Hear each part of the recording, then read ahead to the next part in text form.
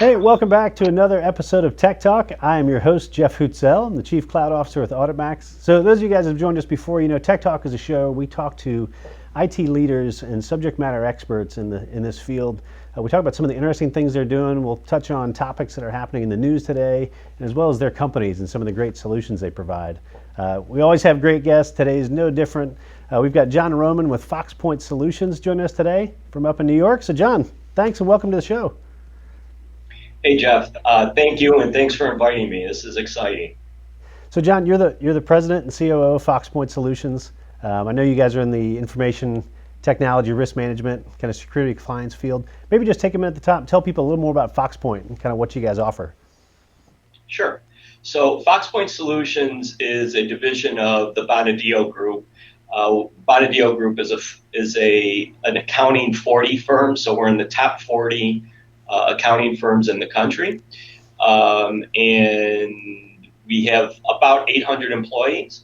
And FoxPoint Solutions is the information risk management and information security arm of the Bonadio Group. We were previously known as Bonadio Enterprise Risk Management.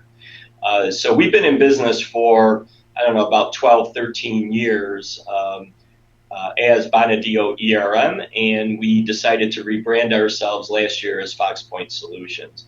And we provide really three types of information security and risk management services. The first is in and around compliance and attestation, focusing on HIPAA, high trust, PCI, and SOC 1 and 2 in particular.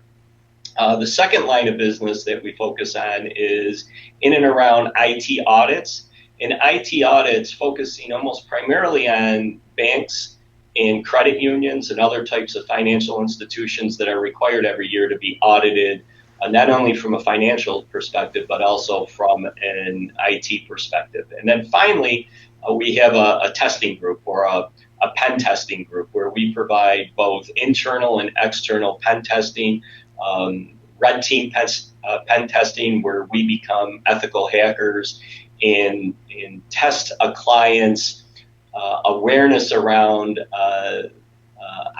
IT or their systems being hacked. So John, you've been in IT for a while now. You've got you got a great background. I think 35 years in technology. Not trying to age you or anything there, but good well-versed background here. I started very, very young. I'm only 38, so that's right. It's impressive. You're like the Doogie Howser of technology. It's great. Yeah, right. The Doogie Howser of IT. Yeah, that's right. So you've seen a lot in those times. You guys offer a lot of services at FoxPoint. We talk about the COVID pandemic and how it's kind of forced this big shift to work at home and it really disrupted the business.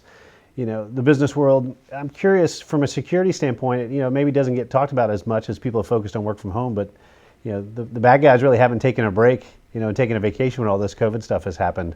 What have you guys seen over the past few months, in terms of the threat landscape out there and how it's affecting businesses?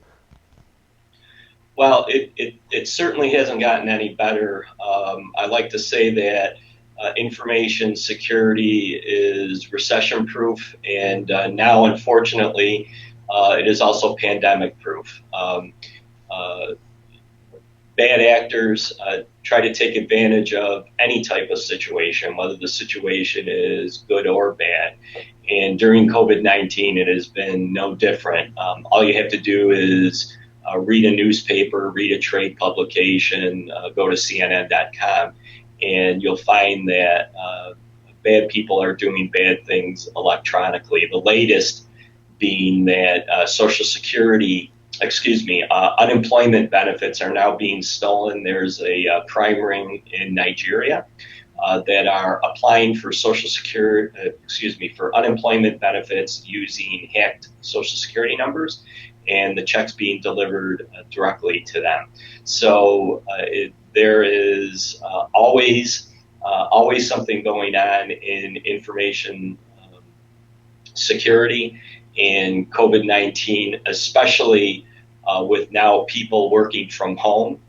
And we all know that home networks are not as secure as corporate networks are. And sometimes in people's excitement, they like to show things, their home work setup. And by taking pictures and posting to Instagram or Facebook or Twitter, and lo and behold, on their picture, there's a screenshot of financial information or other types of non-public information that's available to the world. Yeah, that's interesting. I think you think a lot about security and these hackers and folks that are getting in and trying to do bad things, and everyone has this picture in their mind of these sophisticated guys that are sitting and trying to break through your defenses and things like that. Where in a lot of cases, it's really the human element that's kind of the weakest link and the biggest threat to this. Right. I mean, as you guys see that and talk to companies, how do you recommend companies address that? When they start to think about their employees and the fact they're working in this new environment and kind of a new setup, how do you do that? Yeah, keep them engaged, but at the same time stay safe? Yeah, it's really, I would say 5 years ago, there was a focus on annual employee security awareness training. Now the shift is continual employee security awareness training, where frequent updates on the do's and don'ts of working from home. Really, at the end of the day, people are the firewall. People are the first line of defense when it comes to protecting against a bad thing from happening, a cybersecurity attack. Even insofar as their home networks and keeping themselves secure and their own personal data secure. So it's not only about keeping corporate assets secure, but it's also about educating them about keeping their own information assets secure. Sure. Yeah, and John, as you think about this, you mentioned the security is, it's recession proof, but a lot of companies are going to have their IT budgets affected by this. And they're going to have to be a little bit more, CIOs are going to be more choosy on where they do their spending, going through the second half of this year and going into next year. As you give guidance to a business out there, as they're kind of looking at this and thinking of their limited budgets, where do they start? There's so many layers of security they can possibly kind of dive into, and they think about protecting it. It can almost be overwhelming. So for those with kind of limited budgets and they're trying to prioritize those things, what are those first couple things on the list that you would say to them they should address first when trying to protect their business? Well, first, I failed to mention that I'm also the Chief Information Officer for the Bonadio Group itself. So I'm in the middle. I'm facing the same challenges as my CIO peers are in terms of cutting IT budget from previous year's spend. And what I've done is what I'm doing is shifting funds from one bucket to information security. I don't believe that information security spend should be decreased. At a minimum, it should remain flat between 2019 and 2020, but certainly not a decrease. I'll look for other areas to save in terms of IT spend. So that would be my first piece of advice.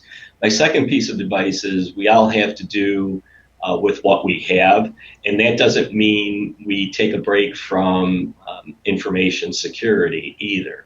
So I think there'll be more of an emphasis on the human factor other than, hey, we need to go buy a new piece of equipment, because equipment is only one part of that three-legged stool of processes and procedures, employees, as well as technology. Yeah, it's certainly something that I think is top of mind for everybody. I mean, a lot of businesses, if they do have an incident, especially in that small, mid-sized category, there's a challenge if they can even recover as a business, with something significant that may happen to them from a security standpoint. So I think you're right. I think, saying that's the area you're going to slash in budget would probably be a serious downfall. So I think, John, I could talk to you all day about this stuff. We're kind of barely scratching the surface on the security piece. We may have to have you back on again and dive a little bit deeper. But for folks that want to find out a little more about FoxPoint and understand the things that you guys do, where can they go to find out more about the company? So first and foremost, they can certainly reach out to me. I believe my contact information is already published on your site. Second, they can go to our website, foxpointsolutions.com. Third, they could go to our LinkedIn showcase page. So those would be the three major areas, but certainly I'd love to have a conversation with anybody who's interested. No, that's great. Well, John, thank you so much for coming on the show today. We appreciate it. Appreciate all your insights. Certainly take care up there in New York. Glad things are warming back up again for you guys. Thank you, and thanks so much for having me on this podcast. I really appreciate it. You got it. You guys, thank you. Definitely go check out Fox Point Solutions. Connect with John on LinkedIn and a number of the other areas he talked about. And we'll look forward to catching you guys next time on our next episode. Thanks for joining us.